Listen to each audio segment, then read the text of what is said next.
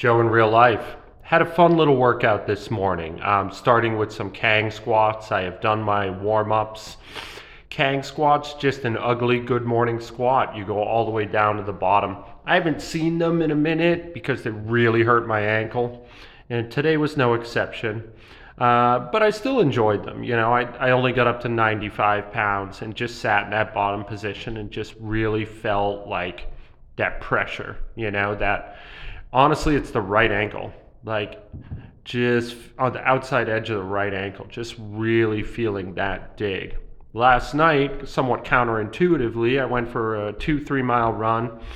Didn't measure, didn't do anything, just went out in the rain for fun. And God, it felt good. It's funny that running makes the ankle feel good, but this like weight bearing exercise gives me this sort of hot tweak feeling.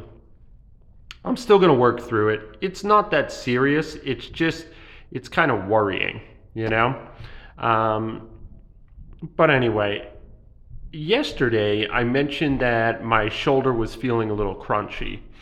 And after this, I'm going to show you a flank pullover that I used to do all the time. I did it today, I think with just an 8-pound dumbbell. And God, it's the best exercise for a crunchy shoulder. I mean, we'll get through this Kang squat. I'm duffing around like an idiot, but I'll show you that move.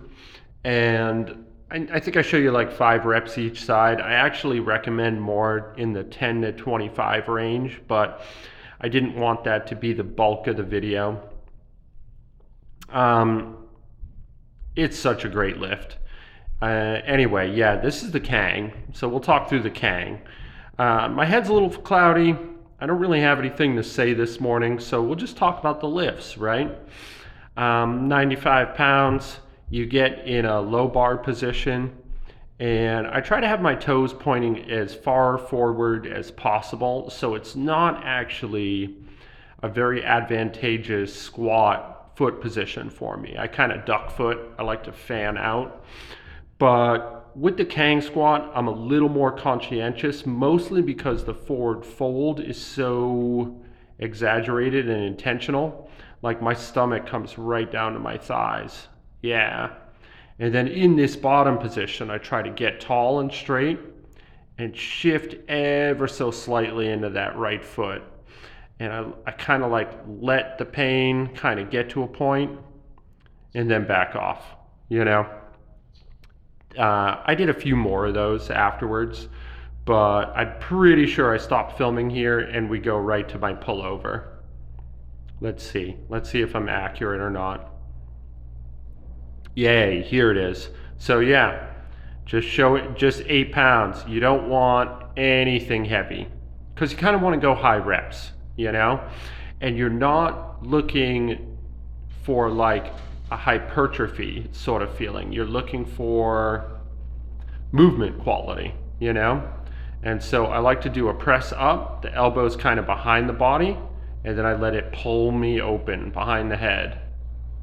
And oof, it gets your oblique, it gets the shoulder, it gets that scapula moving. And today was Turkish get-up day, actually. So I was pretty nervous about that crunchy right shoulder. And this had me moving cleanly and safely. You're probably thinking the 8 pounds is too light, and you'd be right if those were the length of sets that I'm actually doing for work.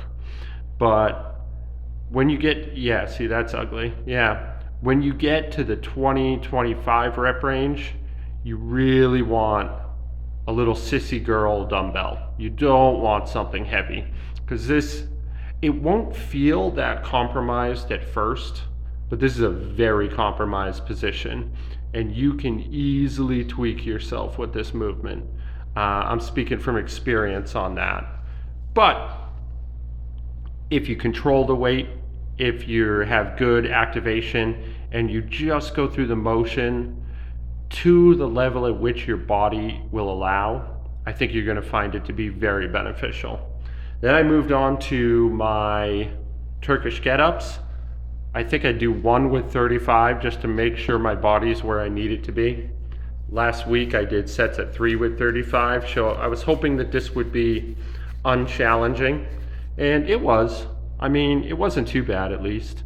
You know, the first couple reps of a Turkish get-up are always ugly. Don't take them personally, right? You need at least 3 or 4 reps each side before your body's going to like make sense of the movement. It's way too weird, it's way too awkward, you know? So be kind to yourself, at least at first. And honestly, that looked cleaner than I deserved. My first rep is usually like stupid ugly. It's basically me with a straight arm flailing under the weight. Left was a little trickier today. Yeah, I do remember that. And that made me nervous because I was worried about the right arm, but the left was really giving me power problems. Yeah. Even as I'm doing this voiceover right now, I can feel my right scapula kind of sending me signals, you know, like that they were disproportionately worked, which is a good sign because the right was my problem child yesterday. And I'm not surprised at all that the left, despite being ugly, handled the work better than the right.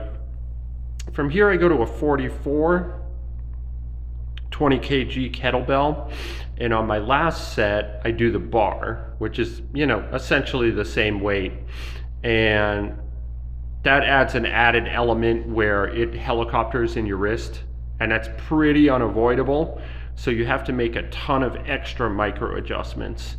I saved it for the last set because I wasn't confident enough to put 3 sets each side, 6 sets total of that stress on my body. Today I'm just doing sets of 2 each side, 3 sets, nothing fancy. It's a rest day, you know? I'm not going too crazy. And I don't know if I show you the other side. I think I take a little break. Yeah. Let's see what happens. I'm not sure what I do now. I forget which order I put the videos in. Oh, okay. We jump to the bar, right? This is ugly. And it's super, super fun. I would warm up with lighter weight before attempting this, even if a bar is very light for you. It's not really that light for me. So you get that press. Oof.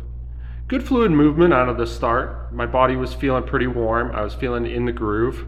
But look at that helicopter. Look at that thing go. Super dangerous coming down. You have to really be conscientious. The body is used to lowering relatively quickly with less control, but you cannot do that with this fucking whirly bird over your head. And that's it for today, guys. So yeah, this is Joe in real life. I love you. Be good to each other out there. I've been appreciating the comments, and tomorrow's deadlift. So we'll try to do something a little more exciting. I'll see you then.